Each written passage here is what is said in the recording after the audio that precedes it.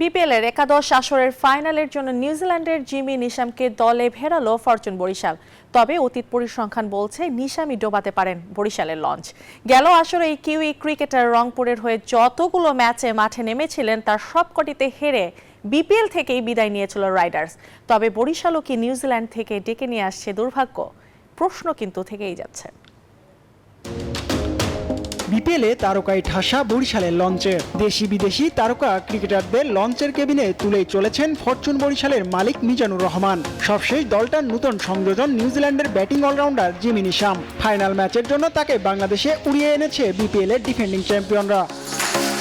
বিপিএলে নিশাম এবারই প্রথম না, গেল আসরে রংপুর রাইডার্সের হয়ে মাঠ মাতিয়েছিলেন। ব্যাটে তুলেছিলেন রানের ঝড়। রাইডার্সের হয়ে গ্রুপ পর্বে এক ম্যাচ আর প্লে অফের 2টি ম্যাচ খেলেছিল এই কিউই অলরাউন্ডার। 3 ম্যাচে ব্যাট হাতে 166 রান করলেও রংপুরের হয়ে দুর্ভাগ্য বয়ে এনেছিলেন নিশাম। হাসি ঠাট্টার ছলে অনেকেই বলেন এমন কথা। তার অন্যতম কারণ টানা 3 ম্যাচ হেরে টুর্নামেন্ট থেকে বিদায় নিতে হয়েছিল সোহানদের। কিউই এই ব্যাটারকে যখন বরিশাল দলে ভেড়ালেন তখন সেই পুরনো কথাই আবার সামনে চলে আসছে। যেখানে লঞ্চে দ্বিতীয়বারের মতো শিরোপা তোলার স্বপ্ন দেখছে তামিমরা, সেখানে বাদ ছাড়তে পারে এই অলরাউন্ডারের হারের ভাগ্য। বাংলায় একটা প্রবাদ আছে, অতি সন্ন্যাসীতে গাজন নষ্ট।